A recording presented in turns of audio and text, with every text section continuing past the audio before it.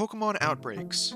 A mechanic where a large quantity of one species of Pokemon appear in a specific area has existed since Gen 2, if you could believe it, but only recently has it become a method to find shiny Pokemon more easily.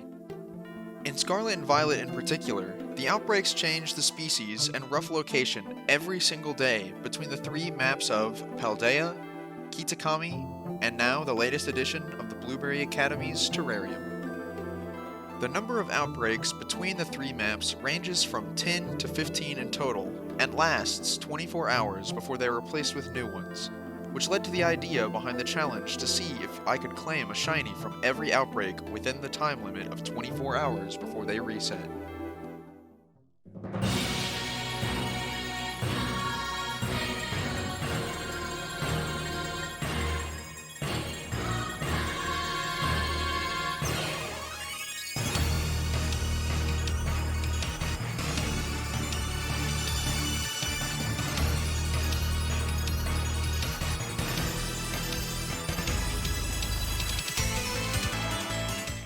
To explain how shiny hunting works, let's overview the rates at which we find a shiny. The odds of encountering a shiny Pokemon in Scarlet and Violet are normally 1 in 4,096. With the shiny charm, it is lowered to 1 in 1,365. An outbreak stacks to lower the odds even further after knocking out a certain number of Pokemon spawning in that outbreak. At 30 KOs, the odds lower to 1 in 1,024. At 60 or more KOs, it lowers to 1 in 819. Another slight note is that Scarlet and Violet also introduced Sparkling Power from making sandwiches with Herba Mystica that provide a level 3 boost for 30 minutes and results in what is still the lowest shiny odds to be achieved via method hunting at 1 in 512. However, the Indigo Disc also provides a level 1 Sparkling Power boost for the price of 100 BP in the cafeteria. A level 1 boost is obviously lower, but will still stack, changing the lowest odds at 60 KOs with the shiny charm and a level 1 boost to approximately 1 in 683. Got all that? Good. Now that that's out of the way, we're moving right into the hunting, so let's get to it. I started off this challenge, as you would assume, in Paldea, as it was the first map in Scarlet and Violet. And at first I thought I would just work my way around the map in a clockwise motion starting from the earliest part of the game. This did not end up being the case, but we'll get there as we go along. Ready to start this hunt, I made my way to the first outbreak of Fletchinder. This shiny is sort of on the subtle side, so I was not anticipating this to be a quick start. Nevertheless, I proceeded to knock out the birds up to what I'm sure was several more than 60 because I'm bad at counting. But regardless of that fact, this outbreak was already giving me a run for my money. The positioning of the outbreak was apparently in a slightly awkward spot because, no matter where I positioned myself to picnic reset the spawns, I was only spawning in around 4 or 5 Fletchinder at a time, which is really bad when you're in an outbreak that is intended to spawn one specific Pokemon. To be more specific, only a certain amount of Pokemon can be seen on screen. As a result of this, if a Pokemon ends up too far away from your character, they despawn, which then allows for a new Pokemon to spawn in and take its place. Setting up a picnic table plays a few animations, but ultimately despawns all the Pokemon around you at once, which can be slower or faster than walking around and despawning Pokemon one at a time, depending on the situation. Once you close the picnic, the Pokemon should begin to spawn in around you at a reasonable distance, which in short just means it's best to open it from a distance away from the outbreak instead of right on top of where the outbreak is on your map. With that being said, my problem is that regardless of where I picnic reset, or if I simply walked around, the number of Fletchinder I was encountering was suboptimal. If I picnic reset on top of the spot on the map, nothing much spawned, obviously. If I moved farther away, too many other Pokemon spawned. And if I moved to higher ground, I wasted a lot of time due to the subtle shiny color change, requiring me to get closer by hopping down to ensure that I didn't end up failing a shiny. After an hour and a half of agonizingly resetting this, I decided I was in need of a change of scenery, so I moved to the next Pokemon on the list, which was Chansey. Let's just say that the change was exactly what was needed, because I managed to find this shiny after only 25 KOs. Oh, alright. Change of scenery is all that is needed. There we go. See, this is the Outbreak luck that I've been having usually, but the Fletchenders didn't want to do that, but that's alright. Alright. Shiny Chansey before even 60 knockouts.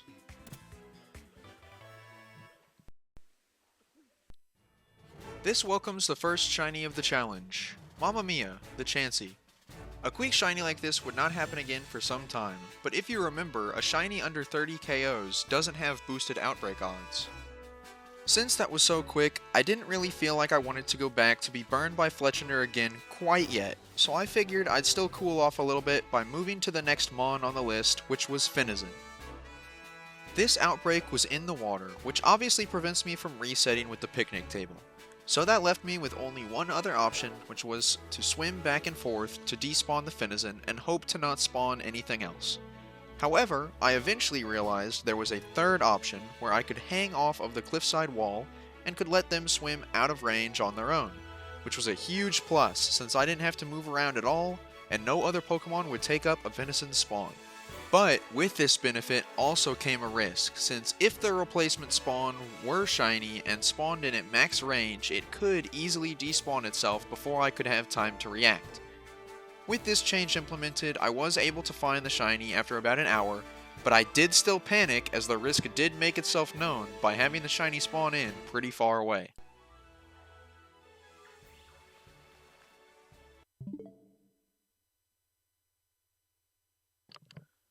We got it. Ah! There it is. Oh my goodness.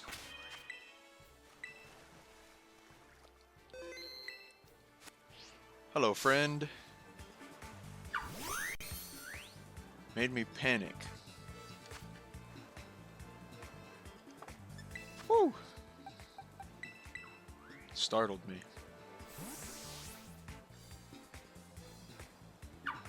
I didn't even notice, I don't think, the first time. I like the green eyes instead of the pink on it.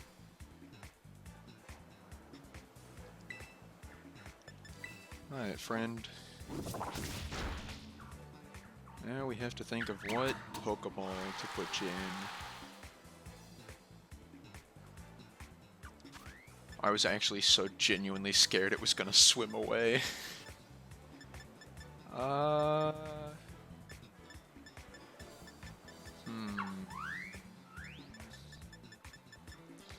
I can just go for a good old dive ball.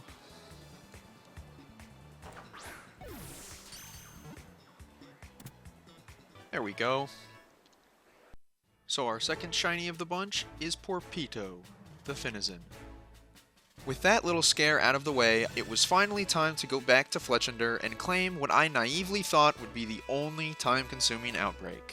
On the way back to the Outbreak of Fletchender, I managed to stumble upon the first random shiny of the challenge, which just so happens to be Shiny Fletchling of all things. Okay, see... No, I wasn't faked out. See? See? This is what it is. This is how subtle the shiny is. This is a Fletchling which evolves into Fletchender. Oh my gosh, that's insane. Ah! I don't know what noise that was that I just made, but there you go. That's how subtle the shiny looks. I faked my, I was like, wait a minute, it was that, and then I was like, no, it wasn't, and then I was like, wait, it was. So, meet Flaptor, the little shiny of irony. Flaptor says you should subscribe for more crazy shiny hunting moments like this. Who knows, there might even be more crazy encounters in this video. You'll just have to keep watching to find out. All that aside, we are on a timer after all, so we can't afford to sit here reveling in the hilarity of this being a completely random shiny encounter. So with Shiny Fletchling added to the PC, now it was time to finally get back to Fletchender. It didn't back down from being difficult though, as it still took me about a whole hour before there was finally a shiny. And after taking all this time, it still tried to fly away from me while I was saving the game. The random shiny Fletchling I think on the way is just the biggest added bonus for this. For how difficult. Oh, wait, that's it! We got it! Where'd he go? Where'd he go? Is that him? Okay. Where did it go? Was that it? Yeah, that's the one, right? Oh, that shot stinks. Hold on. Alright, I got him down. Now we can walk into him. There we go. That's better. You stinker. Let's see. Do I want to try to catch this in one of the special Pokeballs? What do you think? Should I try to catch it in a special one? A fastball, you think, looks good?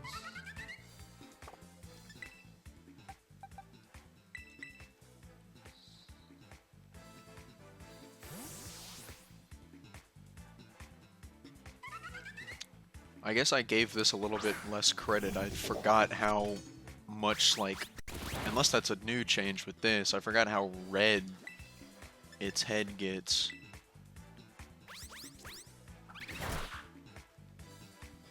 It's actually a really nice looking shiny.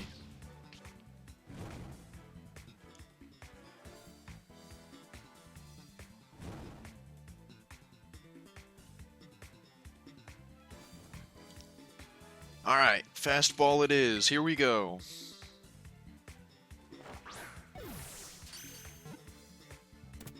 We got it.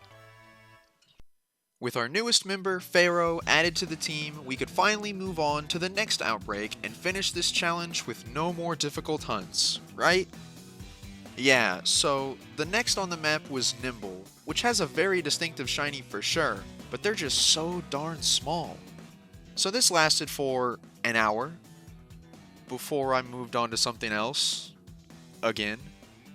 I'm pretty sure shiny hunting in these games may have caused my patience to wear thin just a little bit. But I promise, this is the last time I postpone an outbreak. And if you could believe it, the next on the list wasn't anything better anyways. The next Pokemon on the map was Rufflet, which on its own isn't a necessarily hard shiny to spot either, with the colors changing pretty significantly from blue to brown.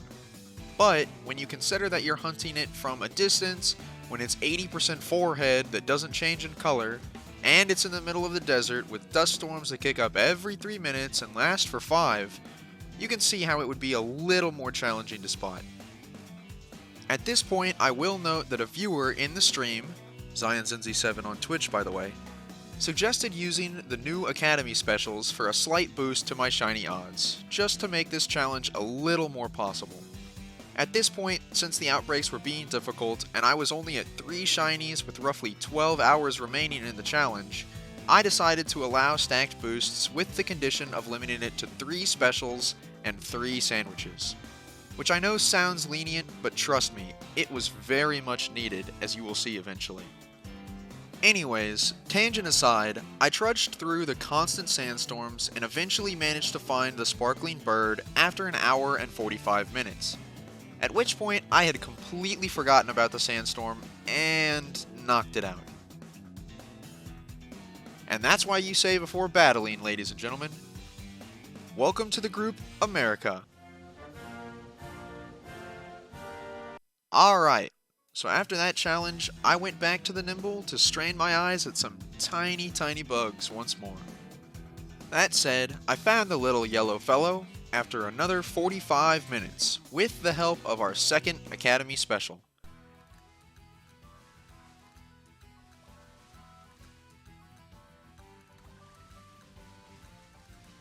Oh, there it is.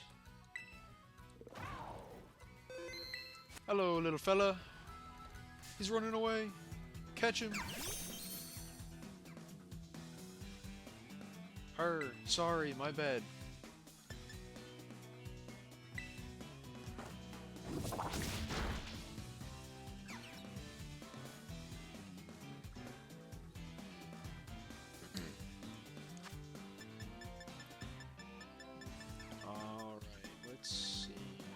Let's use a netball. Alright, Eric, your turn. You want to nickname this Pokemon?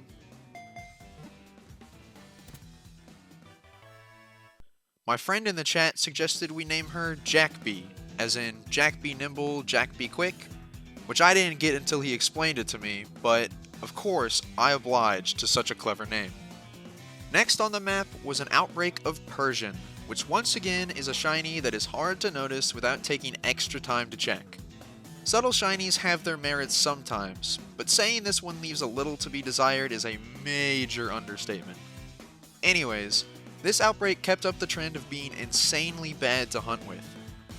I don't know what it is about the Outbreaks in Paldea, but either they are just really not set up well, or I just got extremely unlucky in my positioning for the day I chose to embark on this journey. But at this point, I was already 7 hours in and wasn't giving up now. This Outbreak in particular was poorly placed, as it was on a narrow plateau, with a steep cliff up or down on both sides of it. This led to only 1 to 4 spawns each picnic reset, and running back and forth was the same.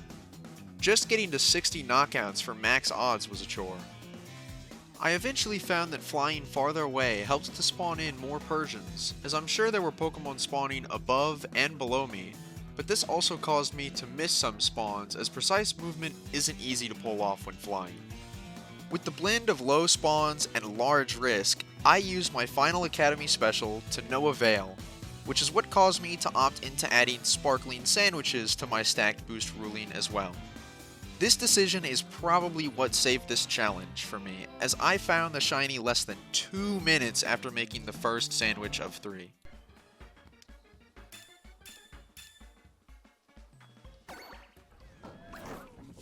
And there you have it.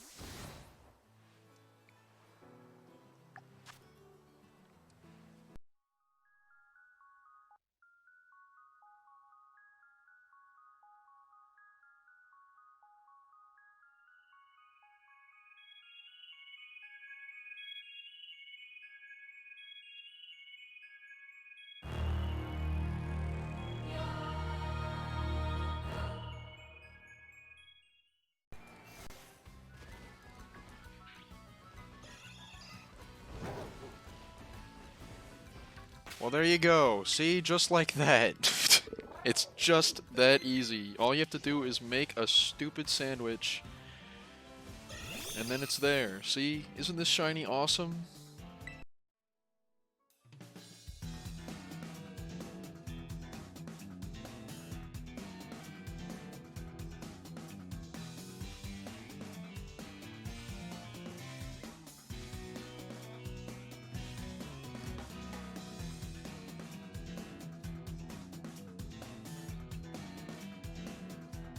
Introducing Perito the Peckish. He very clearly just needed to be lured out with food, and that sandwich did the trick. To continue to capitalize on my Sparkling Power normal boost, I skipped past the remaining Paldea outbreaks and moved straight to Kitakami to hunt for Furret, which only took about 15 minutes. Oh, yeah, see, there it is. There it is. Pink Furret. Furt. So welcome Furt, the Furret. I love the bright shades of pink on this shiny. It adds even more cuteness to this Pokemon. Now look, I know that you may want to discredit these boosted shinies, but keep in mind this challenge is limited by time. Also, I have seen days with only 10 outbreaks across the map, while this one had 15, so my fault for choosing this day at random, I guess, but my challenge, my rules, and I think I limited it within reason. You're entitled to your opinion and are more than welcome to attempt this challenge yourself without any boosts, but let me know your thoughts in the comments. If you think it wasn't fair, maybe I'll do this again in the future and try again without. Anyways, I used the last few minutes to look for Deerling at the Blueberry Academy with nothing else shining. Since there were only 2 outbreaks in Kitakami and Furret was already checked off, I figured I'd go ahead and knock out the other one, which was Sandshrew. This is by far one of my favorite shinies of all time. My favorite color is green, and some of my favorite Pokemon are round little guys, so I was very happy to see this outbreak on my map. Anyways, I was about 9.5 hours in at this point, and midnight was starting to creep up on me, so I eventually decided to once again use a boosted sandwich to find the shiny Sandshrew. Yes!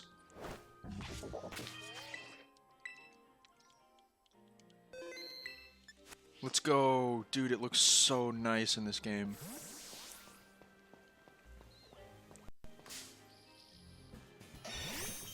What's up, little guy?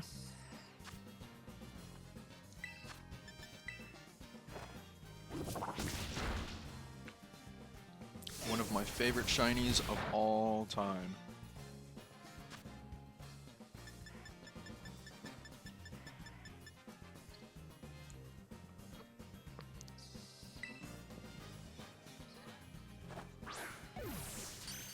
She's a friend.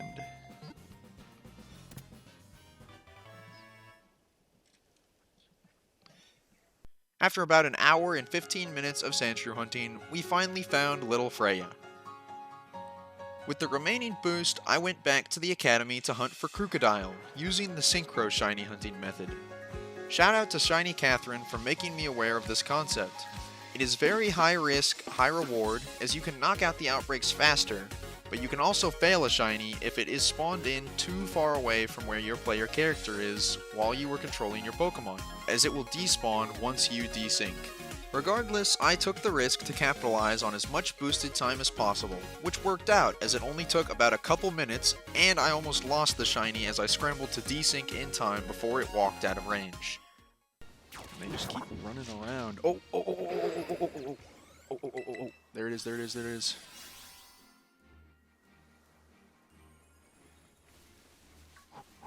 Oh, that was so close to being too far away.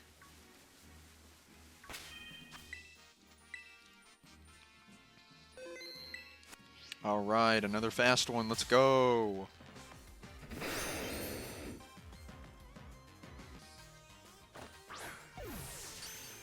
There we go.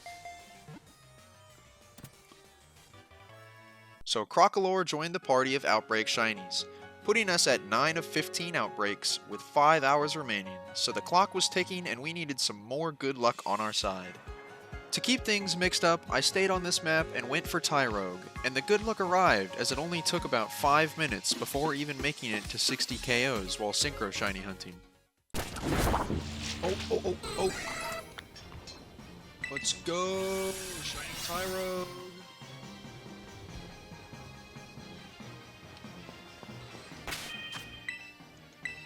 What's up, dude? Nice pants.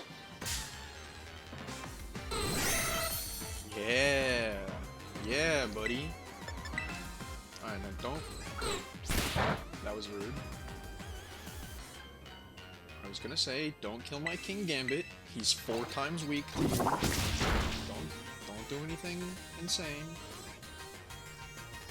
Okay, that is completely fine. That is completely a-okay in my books. What do we want? Ooh, this is a really good color scheme.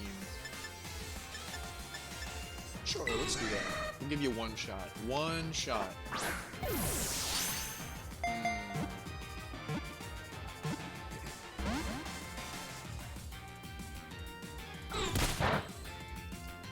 I try once more? Or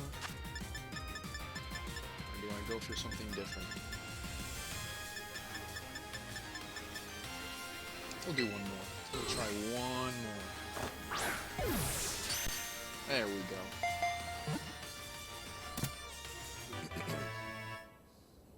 This is Garrick, and for those curious, his attack stat is higher, so he would evolve into a Hitmonlee. At this point, I was very keen to finish up the Paldea map as soon as possible after all the great outbreaks I had encountered there so far. So next on the map was to hunt Grumpig. This was my least anticipated shiny of this challenge, and I knew that with my collection of shiny Pokemon already, I'd end up with a couple of bad ones, but this one takes the cake. I already had a few shiny Grumpig from Ultra Wormhole hunting and Ultra Sun, but on top of that, I also don't like the Pokemon or the shiny. Sorry if you do, but I just can't get behind it. Spoink deserves so much better. But it was on the map nonetheless, so it couldn't be helped. Upon arriving to the outbreak, I was greeted with a wonderful surprise.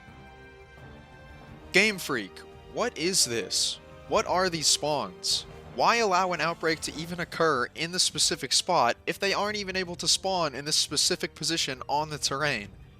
This is somehow worse than the Persian outbreak, and you'd think I would have known better at this point, but I seriously didn't think it could have gotten worse than that one. These two spots at the top and bottom of this little incline were the only spots I could get Grumpig to even appear. I couldn't get them to appear on the ground, I couldn't get them to appear on the slope. I tried walking, I tried flying, nothing worked.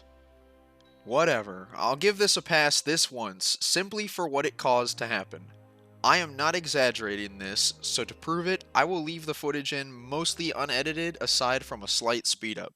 Alright man, that is a shiny Litleo.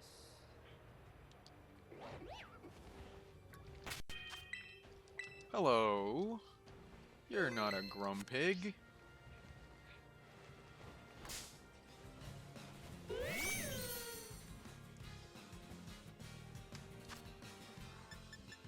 You get to stay as a Litleo because we caught a female Pyroar a couple days ago.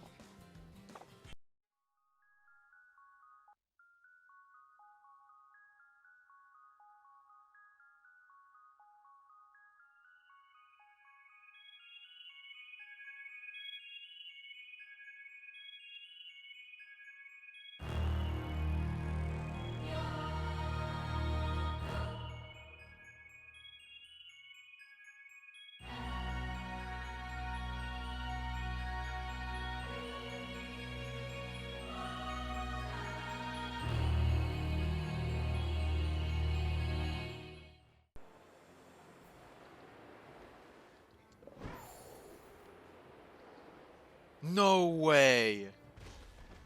That's unreal. Dude, that is actually insane. What? Nah.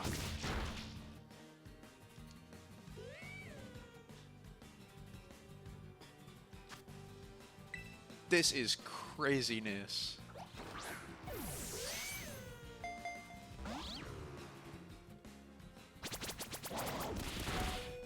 Okay, well, that happened. Dude, how?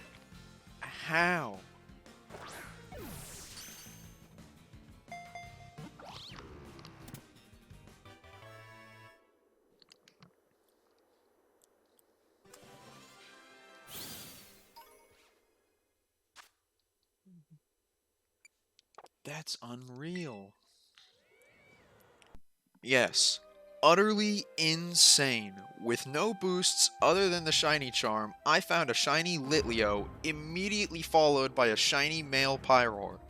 First the shiny Fletchling before the Fletchender, and now this. You simply cannot make this stuff up. Anyways, with those two new, unintended, but very welcomed additions, we eventually found the Grumpig, who I named Clifford, after his clear love of cliffsides.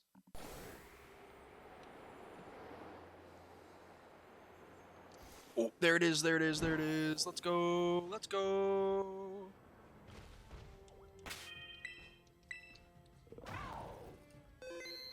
Woo! This is the only instance where flying actually works. Oh, that's right, my King Gambit is still knocked out, but that's alright. We can just throw some Ultra Balls until we catch this thing. Not too worried about it.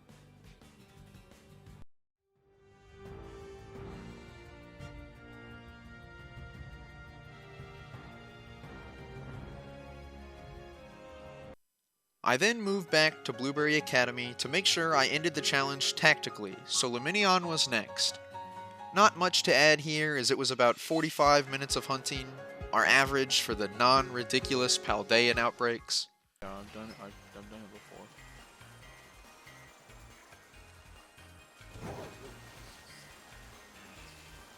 Is there not like, clean powder or any of that type of jazz?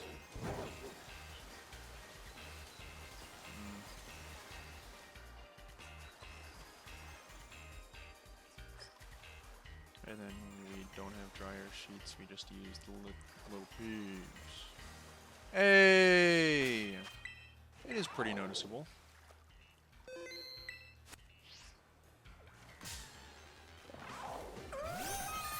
That's not gonna be its name. Alright, what kind of Pokeball we want to catch this fella in? Pink one.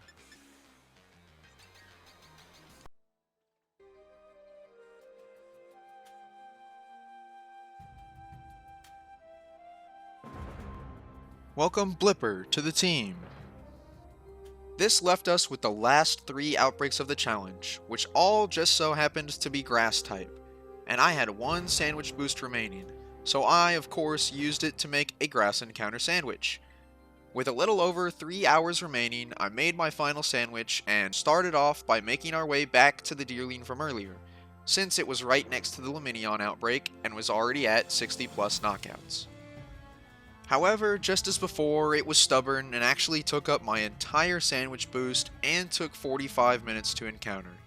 This thing almost gave me as much trouble as some of the Paldea outbreaks, and I thought it would be easy since I had found 3 of them while just running around doing BBQs by myself while playing through the DLC.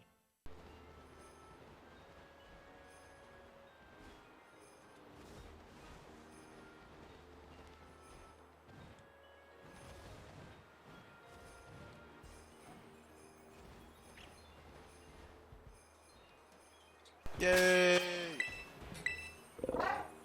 Let's go. Hello. It's so small. So little tiny.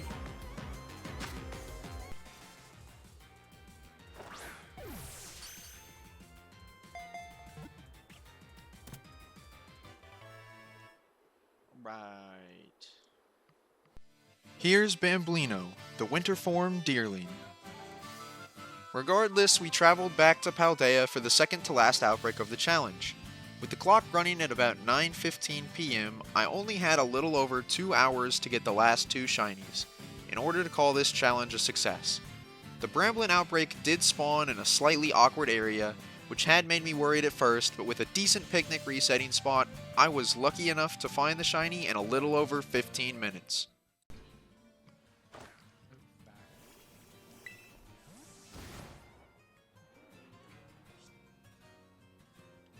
Wait, is that it? Is that... It is! Oh. Let's go! That is not a big difference, but yeah.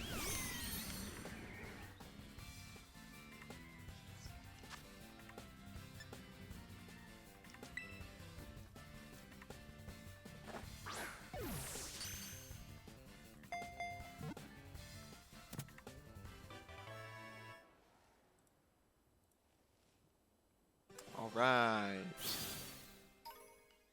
Our second to last addition is Spica, the Bramblin. So with some good and some bad luck throughout this challenge, we only had 1 more Pokemon to go. The Pokemon I had intentionally left for last. This Pokemon was none other than Rowlet, my absolute favorite Pokemon. I showed him off earlier when I mentioned some of my favorites for a reason, and obviously it's my favorite Pokemon as I have him in my arms for my profile picture. Truth be told, I honestly had no clue that this outbreak was even on the map at first when I started recording. I don't know how I initially missed it, but after looking back at it while mapping out how I wanted to proceed while hunting, I immediately knew I had to end with this outbreak. With a sensible 2+ hours left, I was confident I would be able to finish this challenge successfully with my favorite little round green burb friend. It did take me a while, getting pretty close with 1 hour and 20 minutes of hunting, but I eventually managed to spot the little fella attempting to hide behind a bush. Oh, there it is. Yes. Hiding in the bush. Yes. That's exactly what happened. It doesn't have a mark on it though. What's up, little fella? All my fellows. Alright,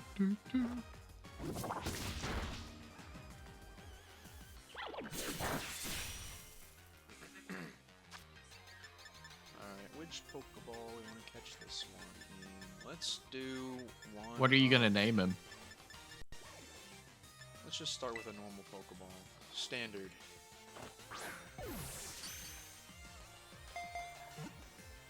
Very original, I know. Everyone's gonna be mad at me in this video, but don't worry. With the addition of Rodney the Rowlet, we finished out the event with a bang at just about 11 o'clock at night. So that concludes the challenge of catching a shiny from every outbreak in one day. I really hope you enjoyed. Although a little tiring, it was a lot of fun in the end, and I enjoyed seeing this challenge through. If you want to see more challenging shiny hunts and other Pokemon content, then please subscribe to the channel and leave a like.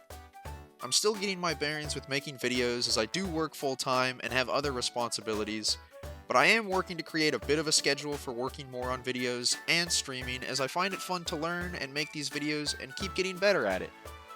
I would also love to hear from you all. One of my favorite things about this is getting more involved with the community. So leave a comment with what you enjoyed, or to give feedback as I'm open to that, or just let me know what your favorite shiny Pokemon is. I'm always down for discussion. And as always, you can catch me live at twitch.tv/ZionZenZ7, and we can chat there too. I'm usually shiny hunting, so it's the perfect opportunity to just hang out and chat. That's all for now, so as always, keep remembering that tomorrow's another bright, shiny day.